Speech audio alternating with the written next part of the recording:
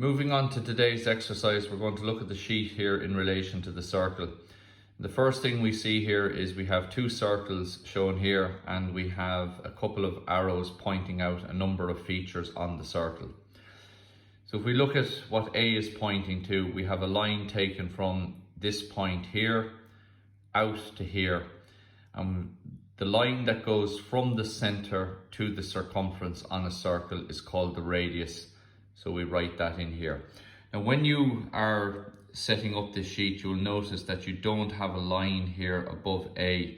So you're going to have to measure up 8 millimeters and draw a light line there so that you have guidelines all the way down along. So we write in radius there for A neatly in block capital letters. B is pointing at the circle itself, and this, the circle, the edge of it here, we call the circumference. So we write that in there for B. A line that goes from the circumference through the center and out to the circumference again is what we call the diameter. So that there is C. C is pointing at that line that starts at the circumference, goes through the center and out. So that's the diameter. We've mentioned it already.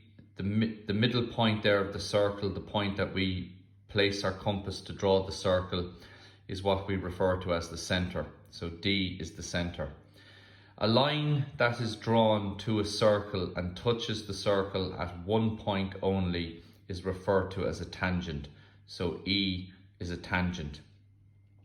Moving on to the second diagram here, we have a line there that comes from the circumference here down to the circumference again, and it cuts off this area of the circle, and that area F is what we refer to as a segment. The line itself that goes from the circumference to the circumference but does not go through the center. A line taken from the circumference across the circle to the circumference again, we refer to that as a chord. So G is a chord. The area here that we have a portion of the circle itself is what we call an arc. So H is an arc. And then the area here, I, the area that is contained inside two radii and a portion of an arc, we call this a sector. So the correct order then, A is the radius, B circumference, C diameter, D center, E tangent, F segment, G chord, H arc, and I sector. These are all very, very important terms associated with a circle, and you need to know them. When you're placing them in on the drawing sheet, again, make sure they are inside the guidelines and they are put in block capital letters. In the next diagram, we are shown two circles. We have A and we have B. With A, we have two circles that share the same center point. And circles that share the same center point are called concentric circles because they have the same center. Over here we have another two circles, but this time they have different center points. We can see there's the center for the large circle and here's the center for the smaller circle. Circles that do not have the same center are called eccentric circles. So concentric, same center, eccentric, different centers. Finally, the last question here says, use chords to find the center of the two circles below. So what we want to do is we have circles here and we don't know exactly where the center is. So we want to find the centers for both circles accurately using chords. So the first thing that we do is we draw two chords going across the circle. So just anywhere at all, a random line. Try to keep it a little bit away from the middle. You don't want these chords to be going through where the center is expected to be. You want to keep them a little bit away from that. We draw a line there, a chord in that direction, and we draw a chord in this direction. Where the chord cuts the circumference of the circle, place the point of your compass on that point and have the compass open to more than half the line. And using your compass, draw an arc on both sides of the line.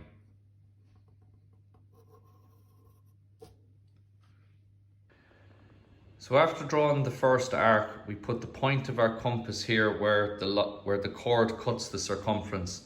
And this time we swing an arc from this side and you draw an arc there below on the other side, so that you have the two arcs intersecting here and the two arcs intersecting down here. So point of the compass on that point there where the chord intersects the circumference, open up the compass that it is more than half the line and swing an arc from this side. Reverse the compass, place the point of the compass on this point here where the chord intersects the circumference and swing an arc and swing an arc. Where the arcs meet, we draw a line between those 2 points. So where the arcs meet here, line up your set square with that point, and where the arcs meet here, line up your set square there and draw a line between them. This line here is what we call the bisector. And this line, the bisector, is splitting the chord into 2.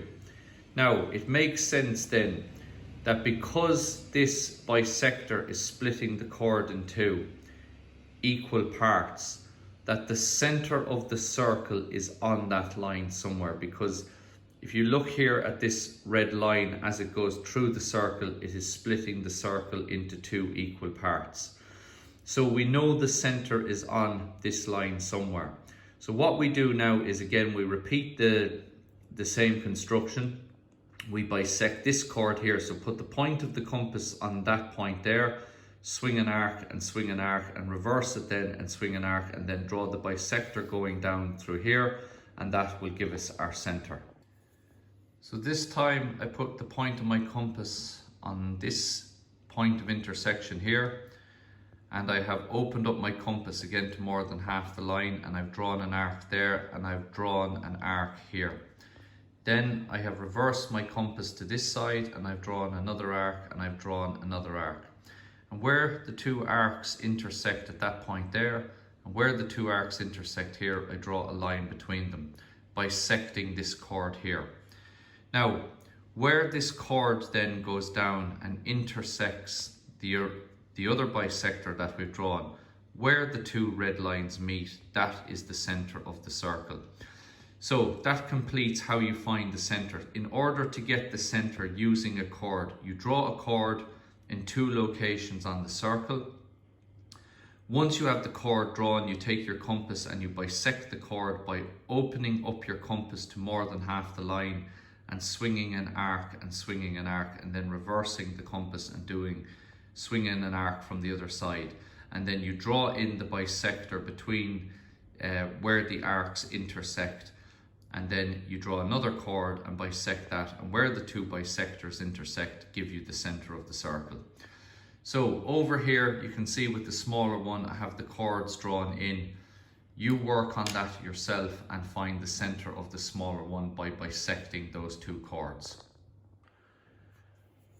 So there's the completed sheet. We have all the terminology for the circles neatly printed in on this side. We have the difference between this diagram and this diagram, that circles with the same center are called concentric circles. Circles with different centers are called eccentric circles. And then using chords and bisecting the chords with a compass to locate the center, we have these 2 diagrams completed down here. Fill in the title block, the school's name, the term, this sheet deals with the circle, your name and the date, and that completes the drawing for today.